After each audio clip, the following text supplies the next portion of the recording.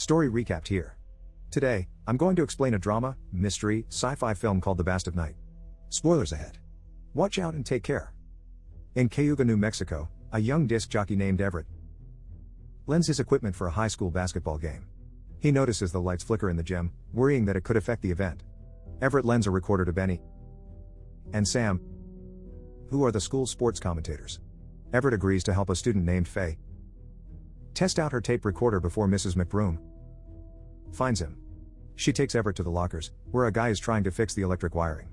But the guy asked for Emmett, not Everett, starting an argument between him and Mrs. McBroom. Everett leaves, knowing that he can't help them. As the audience arrives at the gym, Everett walks out with Faye to test her tape recorder. Faye records random sentences and is glad to hear that the recorder works. Upon Everett's insistence, Faye practices being a reporter by interviewing a family that just parked in the parking lot. Everett confidently jokes around with the family while Faye still feels awkward.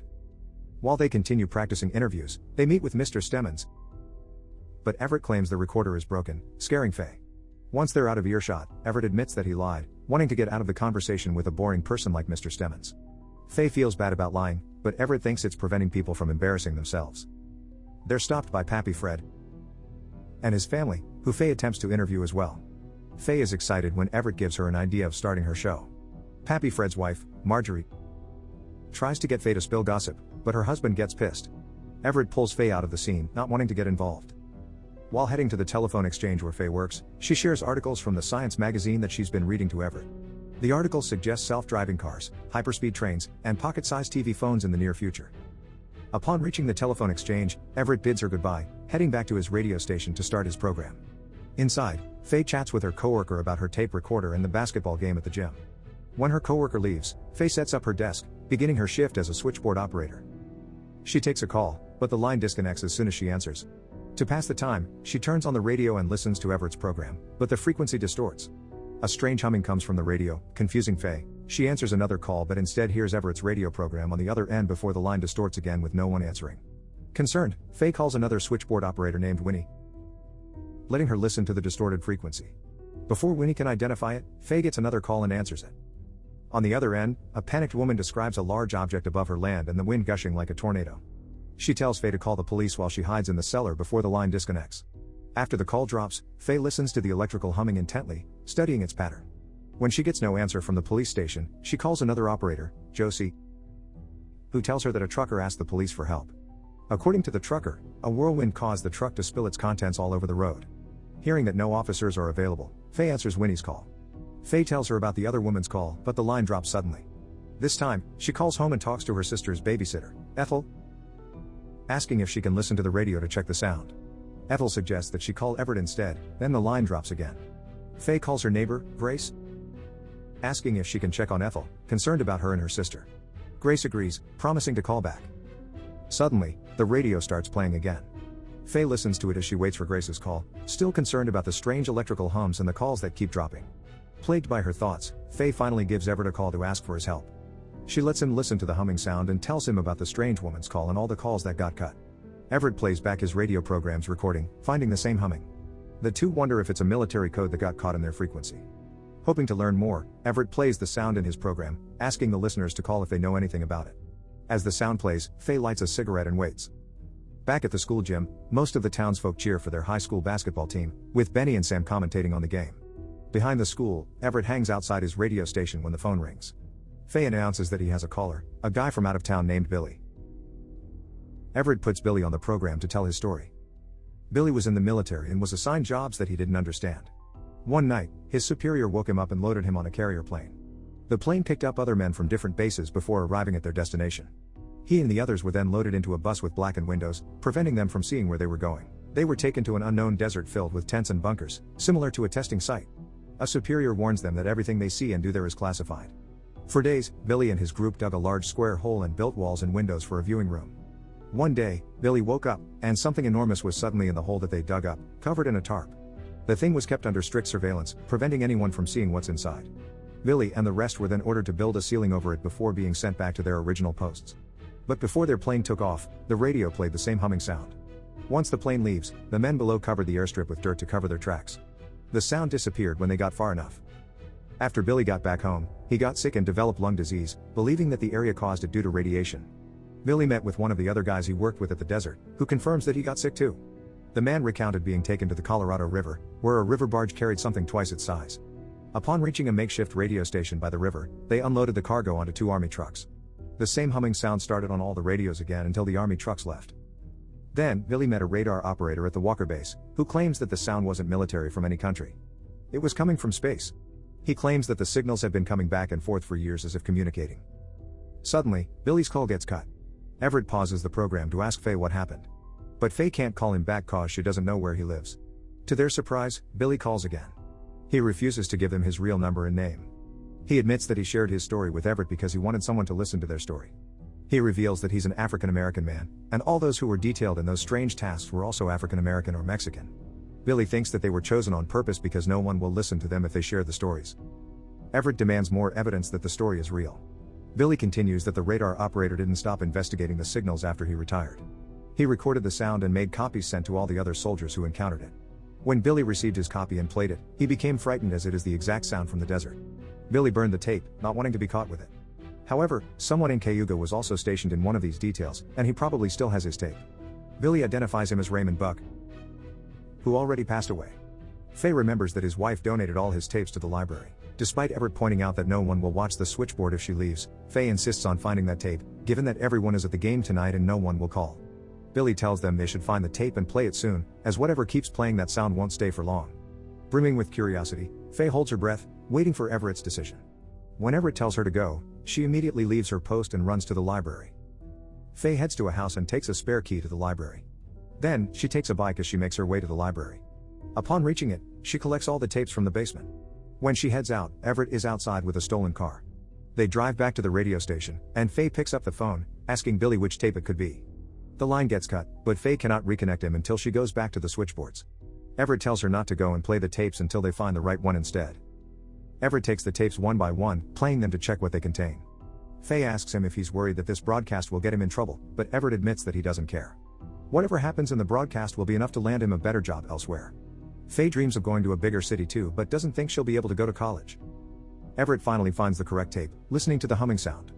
He broadcasts it on the radio station, asking Billy to call them again if it's the correct one. The hum grows louder until the station's power goes out. Faye is scared in the dark, agitating Everett.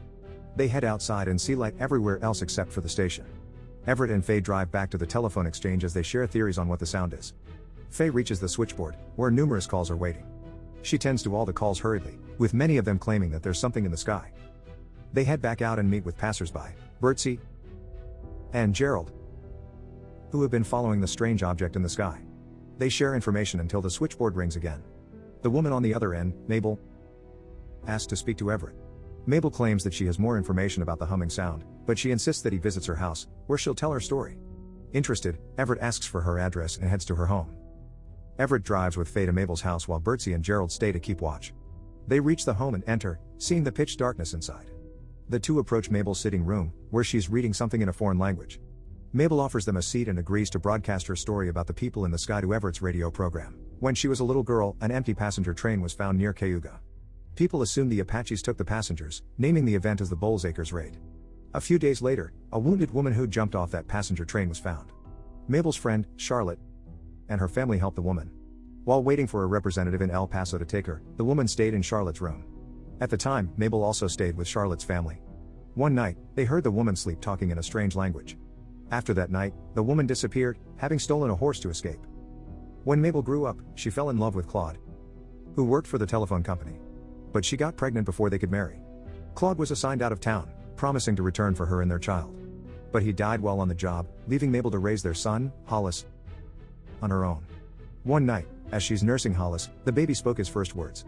It was the exact words the woman from the train said in her sleep. As Hollis grew up, he fixated on objects and would hardly respond to others. Occasionally, Mabel heard him say those strange words in his sleep, prompting her to write them down. When asked what they meant, Hollis didn't know. When Hollis was 4 years old, the wind blew hard outside, followed by a sound similar to a giant windmill. Hollis stared at the window, not responding to her. An idea popped into her mind, and Mabel read the strange words to him. Hearing her, Hollis stared up at the ceiling, mouthing the words with her. When Mabel stopped reading, Hollis snapped out of the trance and continued to play as if nothing happened.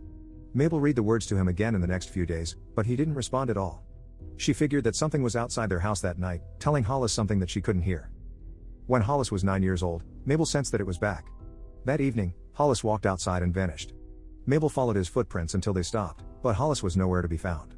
This led people to assume that Mabel killed her son.